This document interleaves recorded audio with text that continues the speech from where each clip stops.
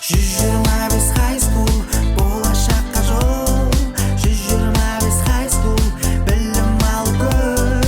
125 high school, сен ақылды бол. Сәлем балалар, қалайсыңдар? Сендермен сол баяғы Еркін ағай. Біз бүгін дүниежүзі тарихы пәнінен сабағымызды ары қарай жалғастырамыз. Біз бүгін Испанияны өтеміз.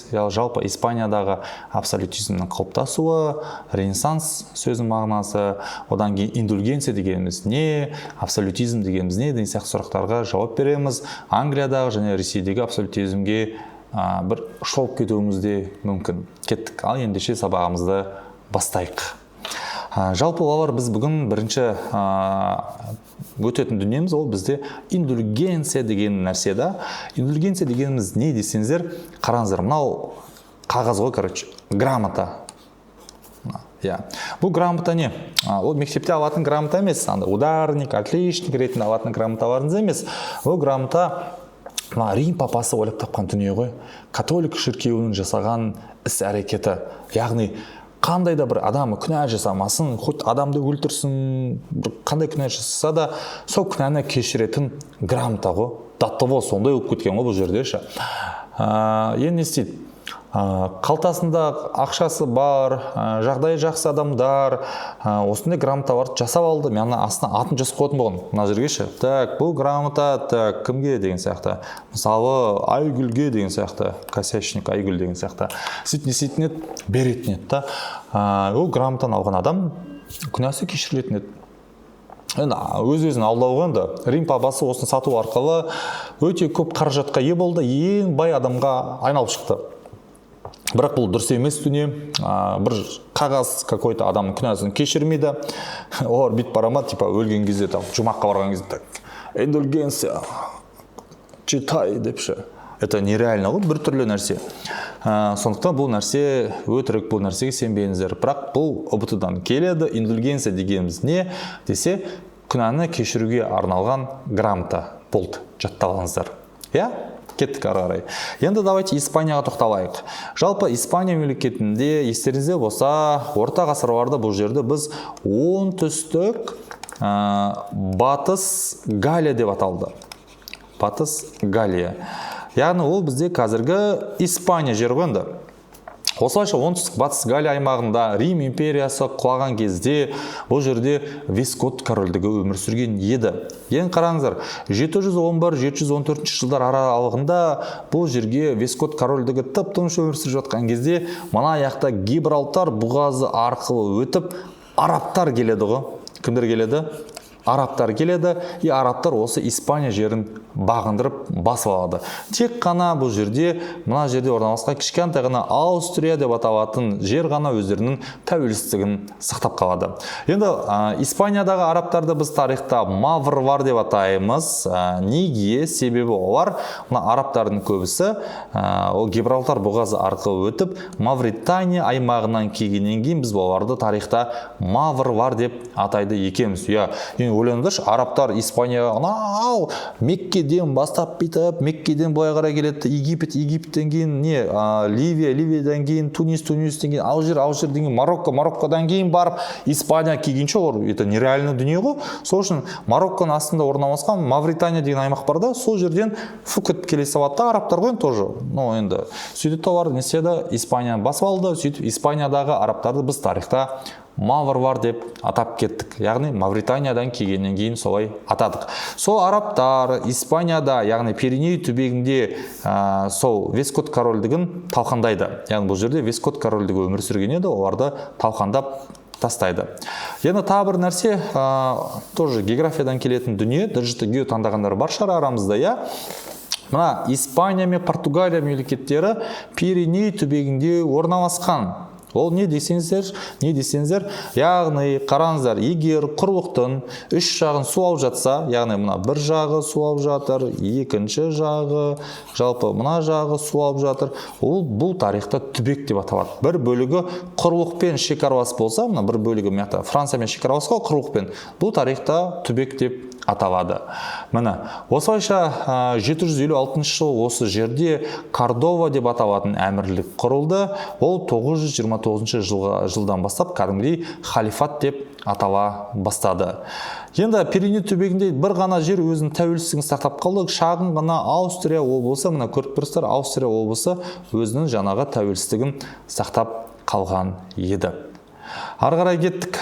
Осылайша арабтардың келуімен Пиреней түбегінде не болды десе, ой, күшті болды. Жалпы бұл жерде бірінші ауыл шаруашылығы дамыды, егіншілік дамыды, қалалардың саны өсті бізде. Одан бөлек математика, философия, астрономия, математика, медицина деген сияқты ғылымдар дамыды. Жалпы бұл жерде Кордова қаласында Кордова университеті ашылды. Сол жерде атақты ғалым Ибн Рушид деген кісі шықты, философ. Және Кордова қаласында Аль-Гамра деп аталатын керемет сарай бар. Көріп тұрсыздар, бұл Аль-Гамра сарай болып саналады. Ерекшелігі ішінде хаузы бар, яғни бассейні бар екен. Енді реконкистаға тоқталайық. Реконкиста дегеніміз не? Реконкиста дегеніміз ол бізде Испанияны арабтардан қайтарып алу. Яғни осылайша Испаниядан арабтарды қуып шығу деген мағынаны білдіреді. Яғни қайтарып алу деген мағынаны білдіреді. Қуып шығу емес, Испанияны арабтардан қайтару. Осылайша реконкиста деген сөз мағынасы қайтарып алу деген сөз. 1031 жылы Кордова халифаты бірнеше ұсақ мемлекеттерге ыдырап кетеді. Сөйтіп ыдырап кеткен кезде Леон мен Кастилияның королі болып отырған 6-шы Альфонс деген кісі Толедо деген қаланы басып алады. Толедо деген қала это қазіргі Мадрид қаласы.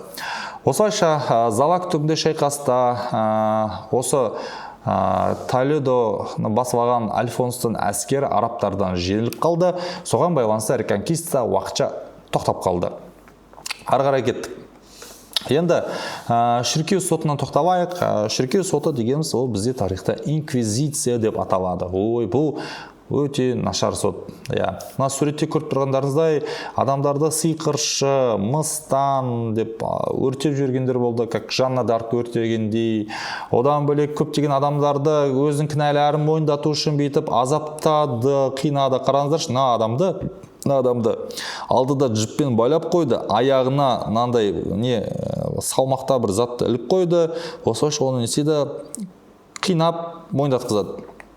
Осылайша мыңдаған адамдарды өлтірді. Не үшін жасалды? Себебі Испанияны христиандық мемлекетке айналдырғысы келді, таза арабтарды қуғысы келді, еретиктерді, кәпірлерді анықтағысы келді. Осылайша бұл діни сот болып саналды. Енді кеттік. Жалпы діни сотты инквизицияны құрған Томас Тарквема деген кісі болды. 1480 жылы құрылды. Оның басшысы Томас Тарквема деген жауыз адам болды. Осы Томас Тарквема 23 мың еврейді өлім жазасына кесіп, 200 мың еврейдің дүние мүлкісін тәркілеген еді. Арабтардан кейін бұл жерде олардың жауы болған еврейлер болды. Сөйтіп еврейлерді олар ары қарай қинады, қуды. Еврейлер байқұстар Испаниядан Португалияға, потом Португалиядан бүкіл әлемге қашып кетті. Енді аутодафе деп аталатын сөз мағынасы үлкен мейрам. Аутодафе кезінде адамдарды бүйтіп қинайтын еді, елдің көзінше киноларды көрсетеді, тас лақтыратын еді, жұмыртқа, помидор лақтыратын еді. Бұл тарихта аутодафе деп аталатын мереке еді. Енді Испания бірігу туралы айтайық. Испания бірігу процесі қалай жүзеге асты? 1212 жылы арабтар жеңілгеннен кейін арабтар тек қана оңтүстікте Гранада әмірлігі деп аталатын кішкентай ғана жерге ие болды. Осы кезде 1479 жылы Арагонның королі Фердинанд пен Кастилияның хатшайымы Изабелла екеуі бір-біріне үйленеді. Мына көріп тұрсыздар, мынау бізде Изабелла, мынау бізде жаңағы Арагон. Екеуі үйлену нәтижесінде екі корольдік бірігеді. Жаңа біз айтқандай Арагон корольдігі мен Кастилия корольдігі бірігіп, біз қазіргі білетін Испания деп аталатын мемлекет осылайша пайда болды. Екі адамның үйлену нәтижесінде пайда болған мемлекет. Осылайша олар соғысып 1492 жылы Фердинанд пен Изабелланың әскері Гранаданы басып алады. Осылайша олар арабтарды елден қуып шығады. Осылайша реконкиста аяқталды. Реконкиста 1492 жылы аяқталды. Арабтарды қуып, Испанияны қайтарып алды. Енді осыдан кейін олар не істейді? Пиреней түбегінде олар 1512 жылы олар жаңағы Навараны қосып алды. Одан кейін Пиреней түбегінде екі-ақ қана мемлекет қалды. Ол біріншісі жаңағы Испания, екіншісі Португалия деген сияқты екі мемлекет қалды. Міне бұл да ұбт-дан келуде мүмкін. Енді ары қарай кеттік. Жалпы Испаниядағы парламент, яғни жиналысты Кортес деп атаймыз. Ол заң шығару құқықтарына ие болды кейін. Енді еврейлерді қуғандығын айттық. Енді давайте неге тоқталайық. Арабтар кезінде еврейлердің жағдайы жақсы болды. Жалпы не үшін еврейлерді қуды, жаңағы өлтірді деп отырған шығарсыздар, айтып өтейін. Арабтар кезінде еврейлердің жағдайы жақсы болды. Арабтар мен еврейлер бір-бірімен сауда жасады. Соны тупо көре алмаған ғой енді. Міне сондай. Ары қарай кеттік. Жалпы жергілікті испанкаларға, португалкаларға үйленіп өздерінің ислам дінінен бас тартқан мұсылмандар да болды. Олар христиан дінін қабылдады, олар шоқынды.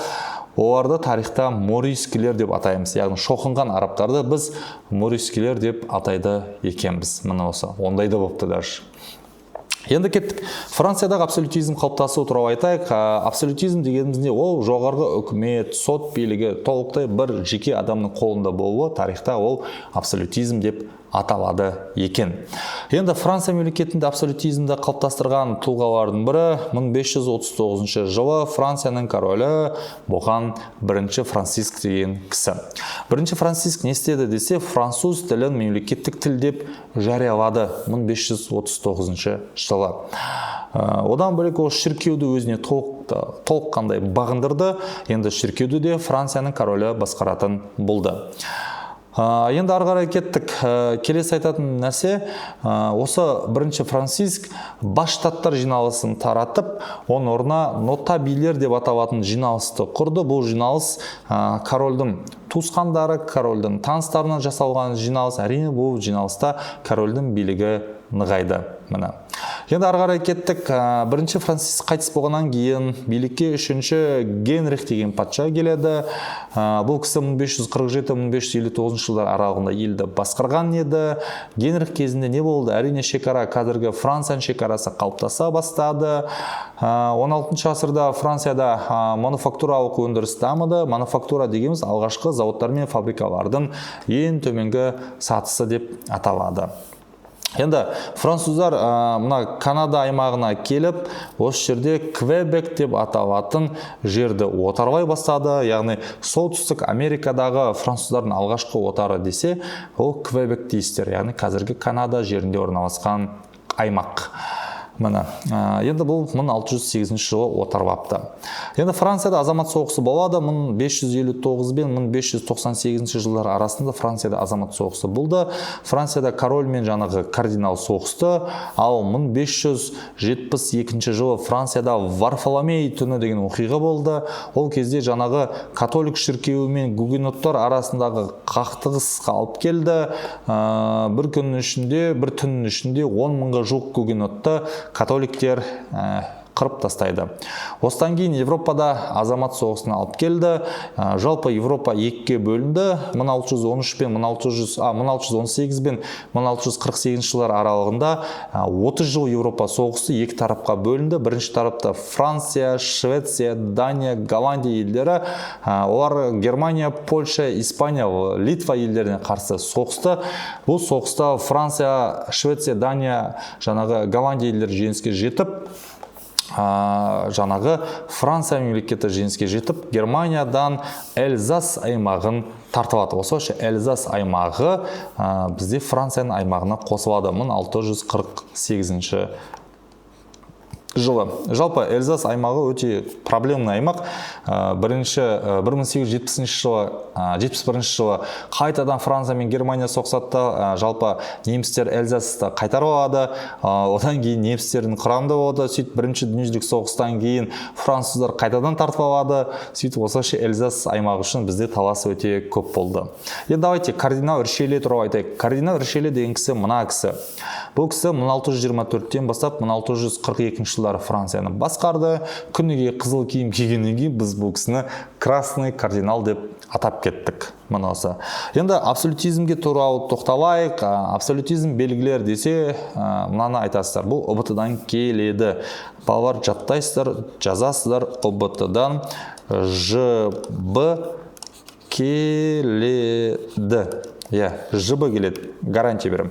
Бірінші, абсолютизм дегеніміз не? Оның белгілері. Бірінші, корольдің сөзі бүкіл ел үшін заң. Екінші, король салықты өзі тағайындайды. Үшінші, қазынаны өзі басқарады. Төртінші, король әскерді өзі басқарады. Бесіншісі, салық жинаушыларды өзі тағайындайды. Алтыншы, ол жаңағы шіркеуді өзі басқарады. Жетінші, ол жаңағы халықтың бәрі корольдің боданы болып келеді. Жалпы осы 8 белгісін балалар жаттайсыздар. ОБТ-дан бұның бәрі келеді. 8-ші тоже сотты да өзі басқарады, соттарды өзі тағайындайды. Бұның бәрі ОБТ-дан келеді балалар. Енді ары кеттік. Енді Франция мемлекеті дамый бастады. 14-ші Людовик деген патшасына келейік. Жалпы 14-ші Людовик 1643-1715 жылдар аралығында елді басқарды. Бұл кезеңде тарихта ұлы ғасыр деп аталады. Себебі Людовик атамыз елді самамен 70 жылға жуық елді басқарды. Осы кезде ол Париж қаласында атақты Версаль сарайын соқты. Мына Версаль сарайы мынандай керемет сарай. Енді ары кеттік. Келесі айтатын дүние Англия мен Ресейдегі абсолютизм. Біз абсолютизм өтті қой. Корольдің сөзі заң, король әскерді басқарады, сотты басқарады, дінді басқарады. Халық корольдің алдында бодан салықты өзі тағайындайды, салық жинаушыларды өзі белгілейді. Әскердің бас қолбасшысы. Бұның бәрі Францияда қалай жүзеге асқандығын білдік. Тура солай Англияда абсолютизмді кім көрді, және Ресейде абсолютизмді кім қалыптастырды деген сияқты сұрақтарға жауап берейік. Бұл сұрақтар тоже ОБТ-дан келеді. Кеттік Англия. Жалпы Англияда естеріңізде болса парламент екіге бөлінген еді. Сол парламент 1349 жылдан бастап, 43 жылдан бастап бізде екі палатаға бөлінді. Жоғарғы палатасы лордтар палатасы, төменгі палатасы қауымдар палатасы. Жоғарғы палатаға архиепископтар, епископтар, ірі барондар, жаңа ақсүйектер депутат болып сайланса, ал қауымдар палатасына бізде қала тұрғындары мен рыцарьлар депутат болып сайланған еді. Осылайша 14-ші ғасырдан бастап парламент заң шығару құқықтарына ие болды, ал 1588 жылы Испания мемлекеті Англияны басып алу үшін өзінің ең мықты әскерін жібереді. Шамамен 500-ге жуық кемеден тұратын жеңілмейтін армада деп аталатын теңіз флоты не істеді? Ағылшындардың әскери флотынан жеңіліп, Англия мемлекеті теңізде үстемдікке ие болды. Испанияның бұл жеңілісі әлемді таң қалдырды. Осылайша 16-шы ғасырға қарай Англия мемлекеті шетелге шұғаны өндіріп, шұғаны сата бастады.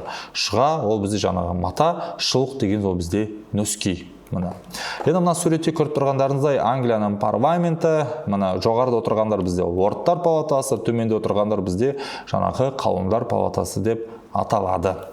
Енді Тюдорлар әулеті естеріңізде болса, Англияда мен айтып едім 1603 жылға дейін бізде Тюдорлар әулеті елді басқарды. Енді сол туралы айтайық.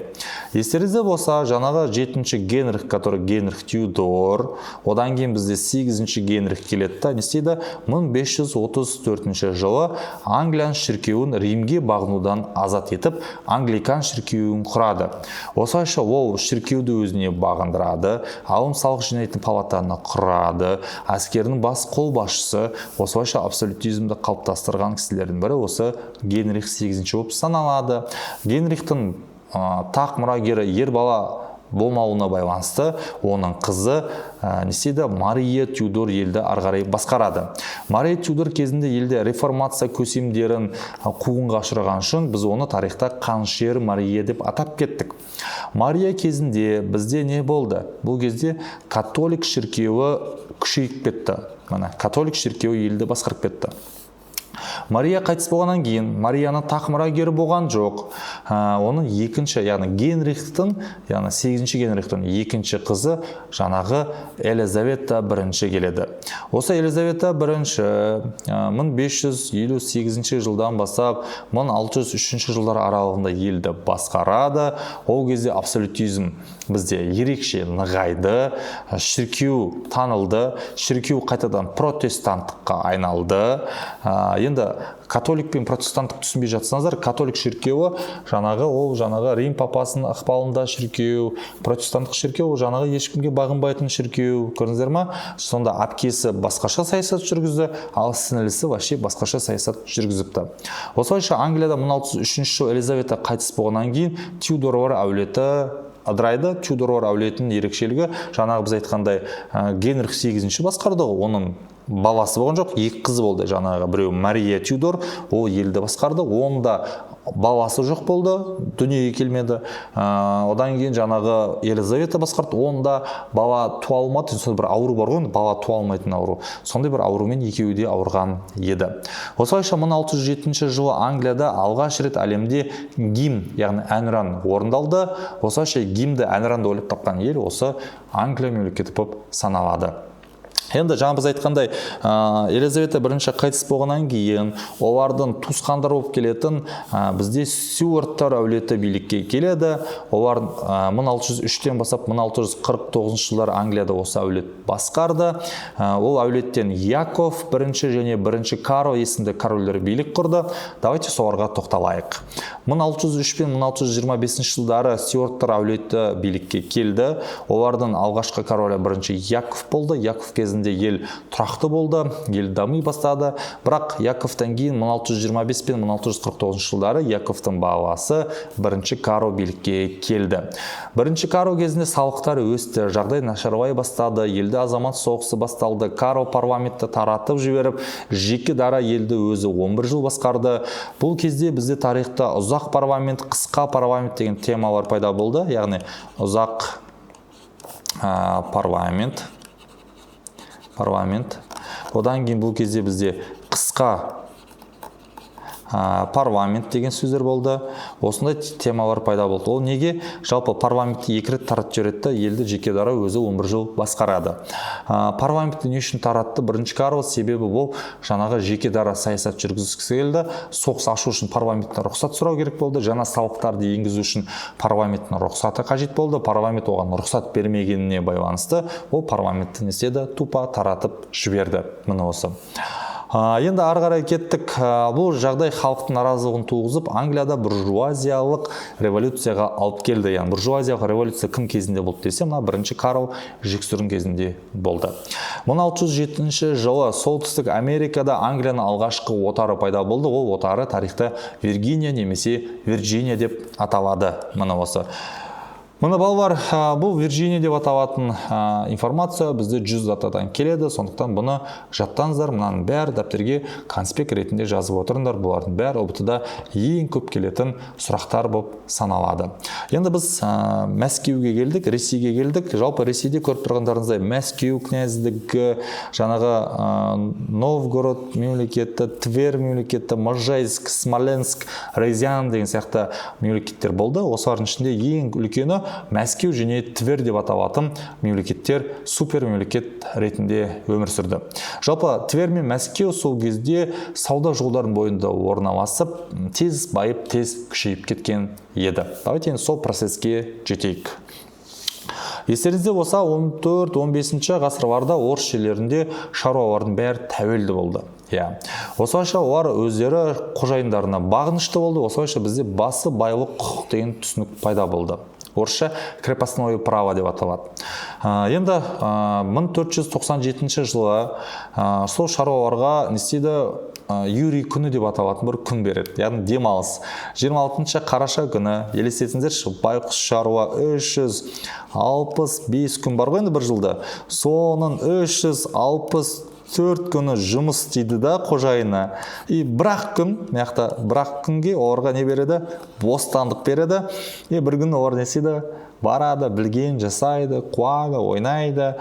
Бұл күн тарихта Юрий күні деп аталады, яғни 26 қараша.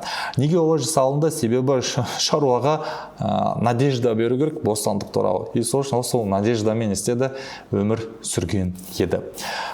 Ресейде саяси іс қағаз жүргізушіді дьяк деп атайды, ал подячий деген ол бізде қызметтері қалыптасты. Соны қараңдар, дьяк, подячий дегендер ол бізде іс қағаз жүргізетін адамдар, яғни секретарь немесе секретарша деген сөздің бір мағынасы ғой енді. Ресейде Александр Невскийдің баласы Даниилден бастаймыз. Даниил 1301 жылы Мәскеуге Коломаны, одан кейін 1303 жылы Смоленскті, Можайскіді Мәскеуге қосады. Бұл ұбытыдан келеді, жазып алыңыздар.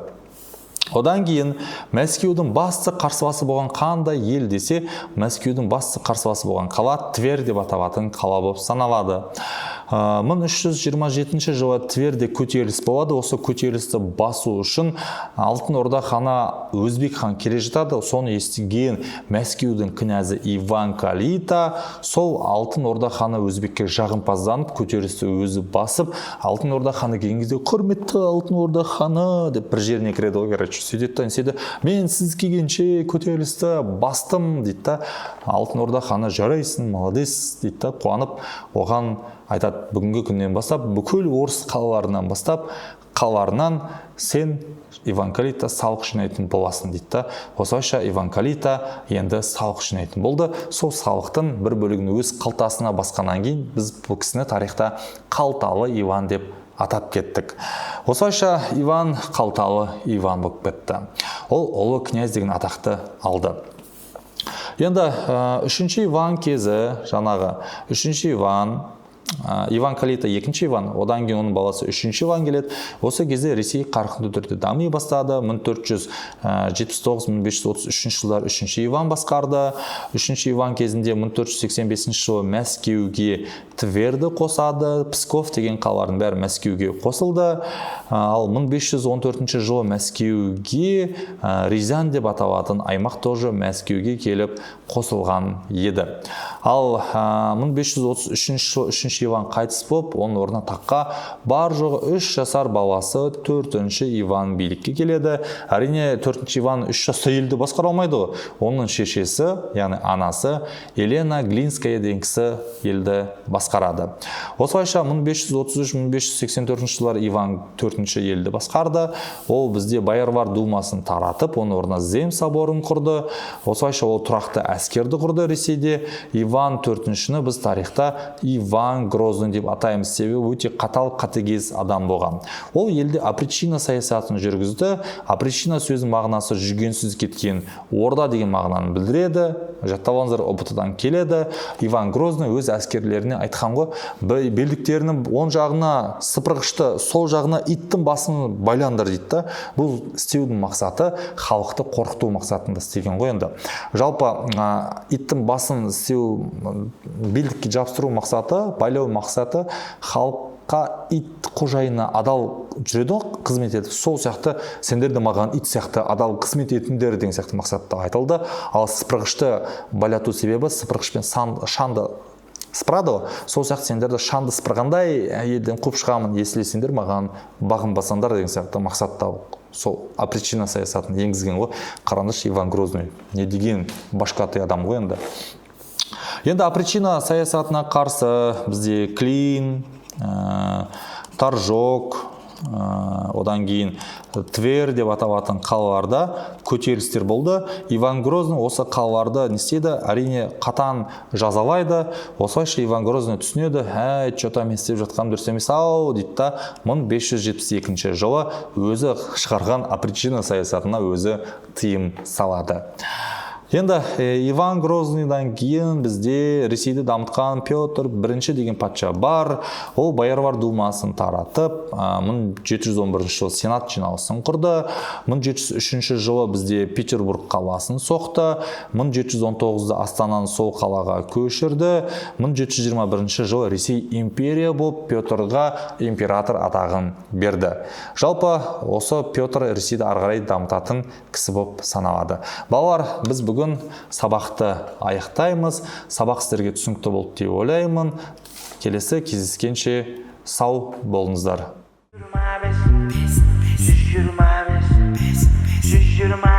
high school.